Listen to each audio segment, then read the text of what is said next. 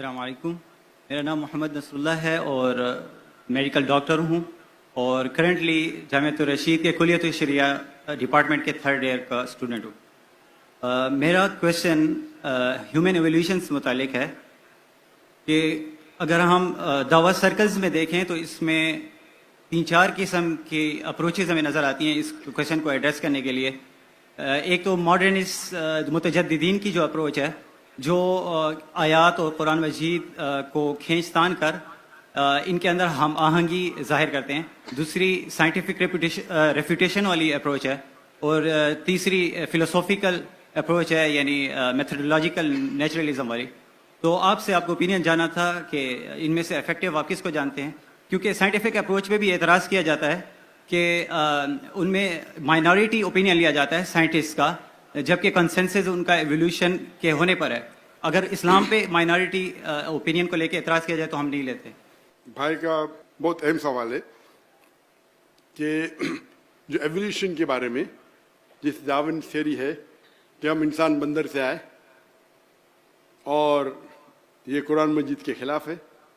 तो भाई साहब पूछ रहे थे कि 3 तरीके होते इसको अप्रोच करें। एक लोग जो एवोल्यूशन को पूरा सही मानते और घुमा फिरा के बोलते भाई ठीक है कुरान से टकराता नहीं, और दूसरा तरीका है फिलोसफिकल बात करना, और तीसरा साइंटिफिक एविडेंस को जो साइंटिस्ट कहते उसको दूसरा एविडेंस देना और प्रूफ करना कि ये साइंटिस्ट गलत है और कुरान सही है।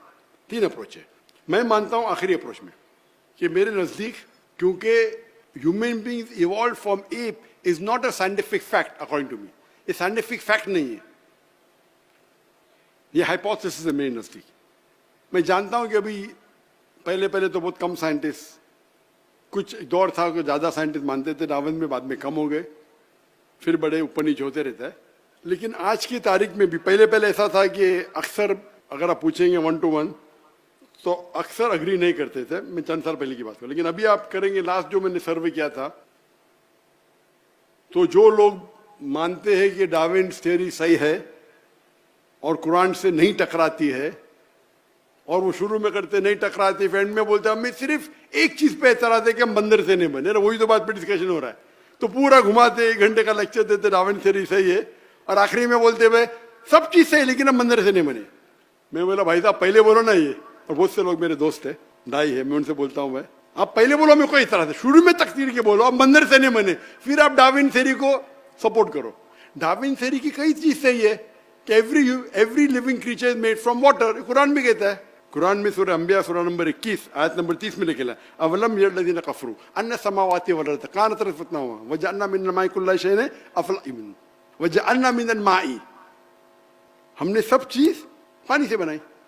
तो डार्विन थ्योरी की कई चीज सही है, लेकिन बुनियादी चीज तो सही नहीं भाई। बुनियादी चीज तो मंदिर से नहीं बने भाई। तो इसके ऊपर जो आर्ग्यूमेंट है उस पर काउंटर आर्ग्यूमेंट बन के काफी, मेरे पहले आंसर जो आप देखेंगे 96 का ओल्ड आंसर था, मेरे दावा ट्रेनिंग का रिफाइंड आंसर है, लेकिन एंड से मैं नहीं मानता हूं कि हम मंदिर से बने, क्योंकि वो बुनियादी कुरान के खिलाफ है। आदम अलैहिस्सलाम पहले इंसान थे ने, वो पहले वो जिन ने बोले कि पहले लोग थे तो पहले भी थे बंदर, ये सब फिलोसफिकल ने। कुरान है, हदीस है। अभी तक के ये कहना कि हम ये डार्विन थ्योरी 100% सही है, गलत है। आप जरा रिसर्च करो, खाली जाओ यूएसए में कितने लोग डार्विन को मानते, 25% से ज्यादा नहीं मानते। 25% माशाअल्लाह, 10% भी माने तो मैं कुरान को, 100% भी माने तो मैं छोड़ूंगा कुरान को। तो 25% बहुत है। नहीं डॉक्टर यू आउटडेटेड, अरे भाई मैं डॉक्टर हूं, तुम इंजीनियर है भाई, ये मेरा फील्ड है। तो आप आके बोलते मैं इंजीनियर हूं, मैं ये बताता हूं, और बड़ा डायलॉग मारते। मतलब आप यूएसए के ना, आप गूगल करो, यूएसए में 25% अभी भी मानते कि बंदर से नहीं बने, मुसलमान को छोड़ो, चुप। तो अपने लेक्चर में बोलते आप मुसलमान भड़को मत, हमको मानना चाहिए डार्विन थ्योरी में, डार्विन थ्योरी सही है, ये जो बाकी दाई आपको बेवकूफ बना रहे, ब्ला ब्ला ब्ला ब्ला, आज दुनिया तरक्की कर चुके, झूठ बोल रहे। पूरे स्टैटिस्टिक रखो ना दुनिया के सामने। तो बहुत से लोग बोलते जाकिर भाई वो शेख ने क्या जवाब दिया, वो शेख का जवाब कैसा है। मैं बोला गलत है, मैं नहीं मानता हूं। और बोलेंगे भी ओ भाई वो कुछ दाई गलत है, डॉक्टर नाइक गलत है, मैं तो किसका नाम लेता नहीं, कौन खराब है। तो मेरे नजदीक अभी भी जो कुरान की आयत है, वो बिल्कुल हमें वैसा ही लेना चाहिए। हम मंदिर से नहीं बने, अभी तक एस्टैब्लिश फैक्ट ना, कुछ मिलते जाते ऊपर नीचे। बिग बैंग एस्टैब्लिश है, लेकिन किस तरीके से बिग बैंग हुआ उसमें डिफरेंसेस है। तो कुरान की जो आयत है सूरह अंबिया सूरा नंबर 21 आयत नंबर 30 की, कि कायनात एक थी, वो अभी तक के बिग बैंग के 100% करेक्ट थे। वो बिग बैंग में ये पता चलेगा कितने बिलियन ईयर्स पहले थी, वो अलग बात है। तो कुरान में कहा नहीं निकले कितने बिलियन ईयर्स पहले आदम अलैहिस्सलाम थे। वो बाइबल से टकराएंगा।